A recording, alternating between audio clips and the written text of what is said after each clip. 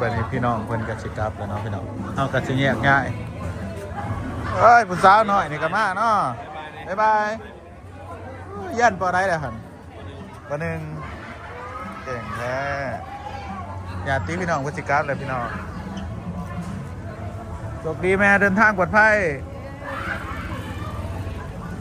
ญาติเพิ่นเด้อพี่น้องไปพี่น้องอิ่มแล้วเนาะไปได้แซ่บอยู่บ่ การอยู่ครบแซ่บ ถ้ากันมากินตั้งแต่พี่น้องหมูกระทะเนาะ อาสาเลยเนาะ แซ่บหลาย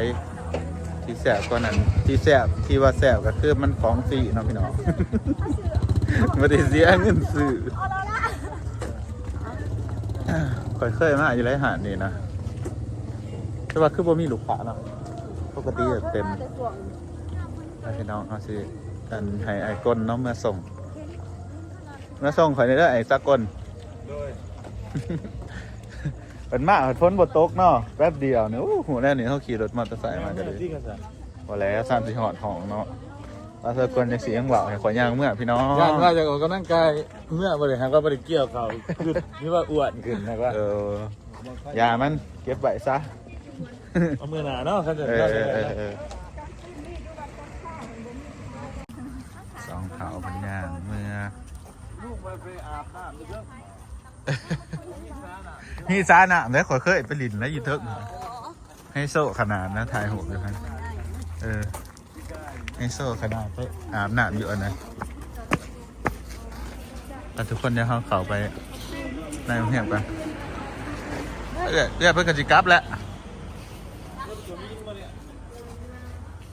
แมนรถแคมเบอร์เดียกัมพูเชีย กัมพูเชียมีอันเดียว เขาบอกให้เบาเขามีนจะไปเบาเลยเขาสิตีจ้ะค่ะ ดีนั่นได้อยู่ละ ครับผมอันเด้อเขาอยู่แล้วว่าเด้อเจ้าของงานก็ทุกคนมาน่าจะกินข้าวอิ่มไหนเงินพอสั่งก็เริ่มเงินไทยไม่มีไทยเงินไปเด้อไปปาก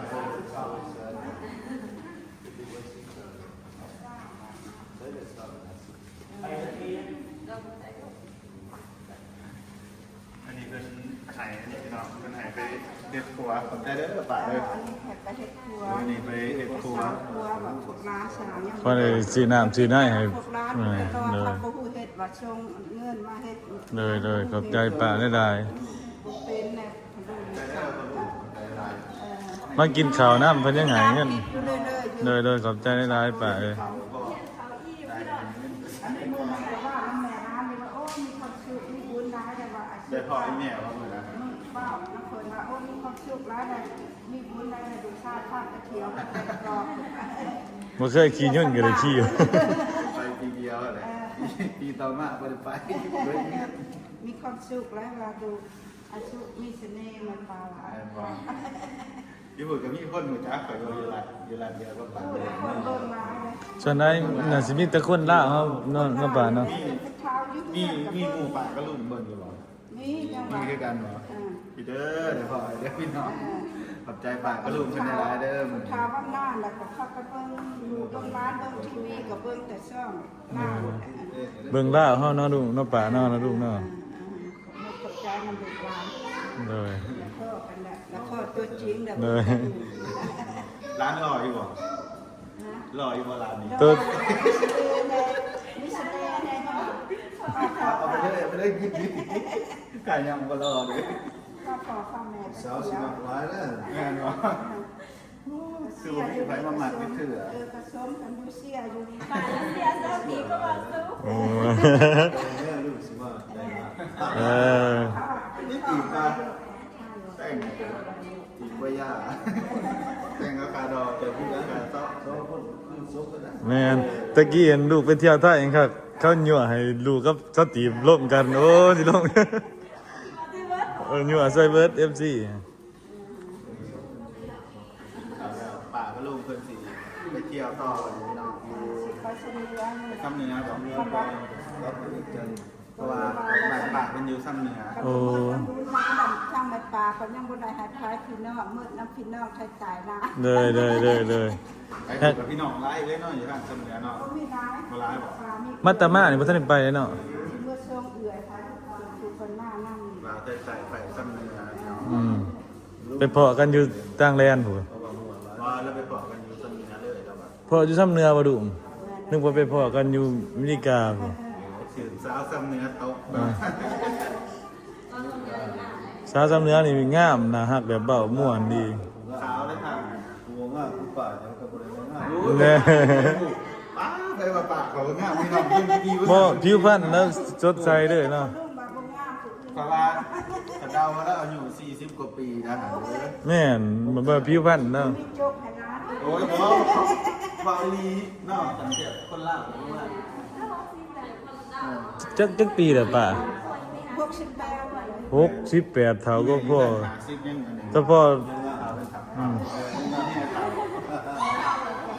พอผิวพรรณเพิ่นดีเลยไปอยู่ทาง คือน้องชาลาคอนี่ได้อัดท่านทันได้นะ นั่นแหละ แม่นี่ล่ะ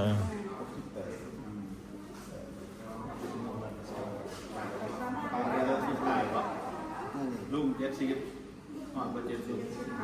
75 อืม 75 บาทเท่านั้นย่างสิบ่ไหล ถือกันเท่าเด้อกินเหล้ากินเบียร์บ่ได้แล้ว ต้องหยุดต้องยังเอียนกัน ชื่อจังไร ต้องหยุด ลูกบัดบ่เคยเห็นผมเนาะ ลูกเต้าเกี่ยวเพราะว่าเกี่ยวสมัยนั้นลูกโตมันจะเอาไปแท็กซี่ลูกโยมเต้าเกี่ยวเพราะว่าเกี่ยว ได้ยินได้ยินอยู่ มันเป็นได้ว่า เกิดมากก่อนจะนำเขาสาวอะไรเขาต้องการนะทางนู้น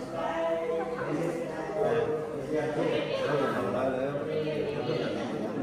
รุ่นพ่อ มีหน้าที่ว่าเขาสาวนู้นแดงนะ ทำให้มือต้องหยุดต้องหยุดอย่างนั้นเพื่อเป็นเกี่ยวเมื่อตรงไหนพอเป็นลูกเป็นมาตลาด ปีนตัวไปเนี่ย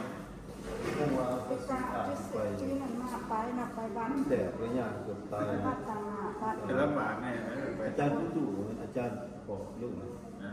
อาจารย์ใหญ่ลูกเป็นเล่นลูกนี่แต่ว่าคำนี้ ได้ยิน พอไปบวชอยู่ค่ะแล้วพอไปเป็นสักดีนะ แต่ว่าน้าดังนะภาษาพูดถูก แล้วบวชพอไหนตอนยังเป็นบางตอนยังเป็นหน่อยจะแสดงถึง3 คนแล้วแบบสิได้เพิ่มสายยิ่ง2 สายหนึ่งจะบางที ก็ติดตามพวกร้านอยู่ตลอดเพราะร้านเห็ดทางคอนกรีตนี่กระเบื้องจังหวัดสุรินทร์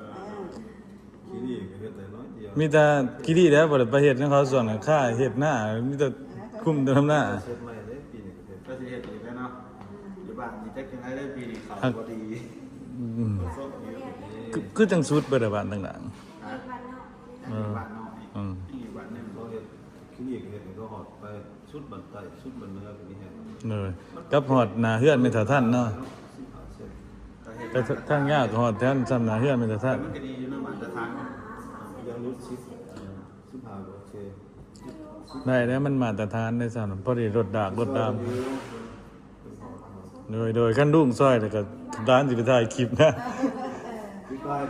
ซอยของนี่ อ่าขอบใจหลายๆป้ารุ่งให้รุ่งป้ารุ่งเพิ่นพักผ่อน ที่เป็นบุชนไปยาเพราะว่ามันฝนตกมื้อนั้น เลย แม่ก็ตายให้หอดบ่ได้ไปเบิ่งหอดหม้อน้ำเดือดตกแดงหมด เขาว่า ลูกอันร้านหันไปเกือบเปื้อนเบิดสมเปื้อนเบิดมุก แล้วไปยิน เขาลองจนหาหมูป่าหาสัตว์ ไปยินอาว่าหอดให้ก็หอด8 โมงเด้อว่าซั่นเพราะว่า โอ้ เขา ย เจ้า มันตกกันแน่นอน เขาเจ้าเฮ็ดชาพวกมันบ่มีผูกกำกับพวกพวกอาพวกคือมันกำกับค่าบ่เนี่ย นี่ครับ เดิมสิมาต่อ6 โมงครึ่งจนมาต่อไฟค่ะเอาน้ำเดือด เดินซ้ายแถวน่ะ 9 โมงครึ่งเขาจังเกือบ เดิน เขา มัน แสดง ไปคนนี้เมื่อไรเขามีละครสิงครสิงไปเลยหาลูก ไปพากันแยกย้ายแล้ววันนี้พี่น้องขอบใจป้าก็ลุงหลายๆแบบนี้ทั้งเลี้ยงอาหารทั้งให้เงินใส่พี่น้องเอ้ย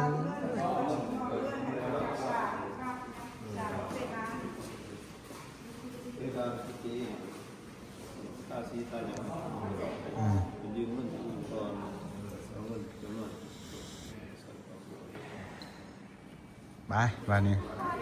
กุดไนท์ขอบใจหลายๆดีไหมแห้งสองเข่าคนนี้เนาะสร้างที่หอดอเมริกายังอีกหลายทิศอยู่เลยเนาะยังจะไปเที่ยวกันเที่ยวนี้ เห็นอยู่พอจะถ่ายคลิปของเพื่อนพวกเขานะ อากอยวะพอไอ้อากอยพอคำสี เออ แม่นไปพักน้ำเหล่าเลย นอนกองกันอยู่ครับแต่ก็ขันมีขวาบางอย่างรบเมื่อยำใดก็ได้ นั่งนั่งน้อยเนาะ แม่นสาวน้อย แล้วก็บอกดี พ นั่ง อคำสี แล้วผู้บึงไม่นั่งน้อยกัน แม่น คน ต้นปูงะอำได้สาวน้อยอริตะต้องท่าไหนบ่เดี๋ยวไปโรงแรมอินทัศน์ริเวอร์ไซด์โรงแรมนี่ก็คนมาหลายอยู่ คิดว่าจะเอารีบเขียนนะพี่เป๊ะ เอาลงทางไหนบ่นี่อยู่นี่ก็มีลิฟต์เนาะ น้ำนิ่งอยู่เปลือง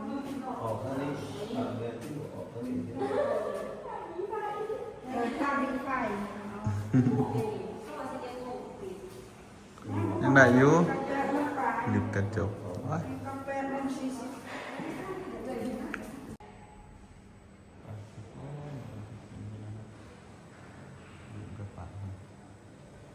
นี่เด้อ ทุกคนนะเสียหายบาวสากลมาส่งเนาะใส่มานับเบิ้งหันไผได้โบนัสเท่าไหร่ใส่ของบาวสากลแทน1 2 3 4 5 6 7 8 9 10ว้าว 1ด้านกีบเนาะ กินอยู่ท้องแคมไหนเงินพร้อมเนาะ ขอบใจลุงหลายๆเด้อ ดูแลใจดีดีนะ แต่เดินป่าแล้วก็ให้อีกพูด200,000เนาะ แม่น แล้วให้ ขอบใจลุงมาเลยนะสาติได้เท่าไหร่สำกันเนาะ สำคัญ ต้องบอกสุดกันนะจะสำกัน ใจ พี่ ตา น้อ กับ ง ลุงได้เด้อ แล้วก็ซอยครัวต่างๆก็อีกเนาะน้ำด้วย แมนไปสิไปซื้อน้ำแจกเขาจะทำอะไรบัดเมื่อเขาจะเฮ็ดกันพี่น้อง ไปส่งใช้นี่ อยู่ห้องพวกนั้นแหละ โอ้สาติบ ได้กินอาหารแต่ก็ขี่รถดู ไปกินอาหารแถมอิ่มท้องแถมได้เงินมาพอเนาะ ขุมเป็นขุมตั้ง คุ้มมัน มาคนมาส่งเมื่อคนมาส่ง เออ ขี่รถใหญ่อีกซ้ำได้ ไปสิสรูสลามาก ต้องไปตัวเรียนนะ แม่นแล้ว วันเวไอ้กนเอ้ยวันเว แบบเบี้ยงกันเนาะเราแบบสวรรค์เนาะ แมนมีทุกแขวง เพลงเขากับเขาเห็นหนึ่ง เห็นเด้พี่น้องเข้ามากินข้าวอยู่นี่เนาะสินดาดชมวิวแซ่บอยู่พี่น้องฮับบ่ฮู้ราคา ข้างในกัน น่าจะเบิดลายอยู่ พี่น้องตอนนี้ก็มาฮอดห้องไอ้คำซีห้องไอ้อากอยแล้วเนาะเอาสิมาขอหมุนนอนน้ำเพิ่นอีกเทื่อหนึงพี่น้องมาห้องมันก็มานอนอยู่เนาะเดี๋ยวเราจะมาเปิดตังค์พี่น้องได้เท่าไหรดี ว้าววาสู พี่น้องนี่เงินบาสุกได้เนาะชาติได้เท่าไหรเอามาพื้นบ้างฮะ ได้ ชาติก็ได้รับทราบมื้อนี้ทั้งอิ่มท้องทั้งได้เงินไปใส่อีกเนาะพี่น้อง ตากับลุงก็หายเงินพี่น้องขอบใจได้หลายเด้อ ขอบใจปากก็ลุงเด้ออันนี้ลุงให้1 ล้านกีบพี่น้องอันนี้ป้าให้200,000เอาปันกันกระสับอยู่คนละแส ขอบคุณ น ค่ะ อันนี้ป้าเพิ่นให้ไปทำบุญเนาะพี่น้องไปเฮ็ดครัวเฮ็ดสะพานพี่น้อง ก็ฝากไปครัวเนาะ แม่นแต่ว่าเฮาสิเอาไปซื้อน้ำเนาะซื้อน้ำแจกอันเขาจะเฮ็ดสะพาน50เหรียญเนาะ เพราะว่าซื้อเนี่ยกินของเทียนสามัคคีอ่ะ ย่านนั้นก็หลายเนาะอันเป็นเงินกีบกับประมาณ1 ล้านพี่น้องผมมกขอบใจปากก็ลุงหลายๆเด้อที่หักแป้งจูเฮาเนาะผมมกขอบใจหลายๆดีใจเนาะพี่น้องที่มีผู้ใหญ่หักเนาะ มาเลี้ยงเขาอีก บาวซุกแต่ละเทื่อน่ะดีใจแต่มีแต่แบบว่า FC อเมริกานะส่วนร้ายมีแต่ผู้ใหญ่เนาะเพิ่นมาเพิ่นก็หักแพงอ่ะนะเวลา FC อเมริกามาเพิ่นก็พาไปกินหันกินนี่แล้วเจอเพิ่นก็ให้เงินอ่ะนะหลายคนนะเนาะพี่น้องตั้งแต่เฮ็ด YouTube มาเนาะก็มีแต่ผู้ใหญ่เพิ่นอันนี้นะ เป็นเอ็นดูเนาะฮักแป้งเนาะก็บ่ประมาทกันหรือใส่เงินนอนเพิ่นก็หลายคนเลยพี่น้อง แม่น แต่ละคนที่มานี่เพิ่นก็ให้ของขวัญเล็กๆน้อยๆเล็กๆน้อยๆสำหรับเพิ่นหันตะวันลายแล้วพี่น้ ลา อง สำหรับเฮา 1 ล้านเนาะไปซื้อกินเนี่ยก็คุ้มหลายทิศเติบแล้วคันบ่ได้ไปเลาะเนาะ เพิ่นไปเที่ยวนี่ก็เบิดแป๊บเดียวอยู่ขอบคุณขอบใจปะก็ลงหลายๆขอให้อยู่ดีมีแห้งหมดด้วยร่ำรวยเด้อโอกาสหน้าพอกันใหม่เพิ่นว่าอันเพิ่นสิไปเที่ยวต่อบัดนี้ แม่น เพิ่นนัดมาพอกันมื้อสุดท้าย เมื่อซ้ำเนื้อเนาะ ผมจะไปซ้ำเนื้อเพราะว่าซ้ำเนื้อหันเป็นบ้านของแม่แปลงท่องมาไปเนาะ บาดเมียเรา นี่อันเป็นจะไปปุ่นร้ายมือเติบแล้วมั้งแล้วก็สิไปเที่ยวเวียดนามไปกันเที่ยวจีนไปเที่ยวไทยอีกหลายบ่อนไปป้าคลิปนี้ครับกับสิเบิร์ดเพียงสำนี้เนาะเจอกันใหม่คลิปหน้าฝากกดไลค์กดติดตามเป็นกำลังใจให้สองบอสทุกเงินเดือนพี่น้องบ๊ายบา บ๊าย ย บาย วันนี้ให้ยูของไอ้เปิงเนาะ กินไปใจลูกสาวนั้น เดี๋ยวจะฟ้องของมัน ผมยาวเบ้าน โอ้ย เห็นทางหลังนี่ นี่คือพี่ก็ซื้อเนาะ เห็นทางหลังอยู่บ่เล่นผมยาวเนี่ยนี่ บาทเดี๋ยวพี่น้อง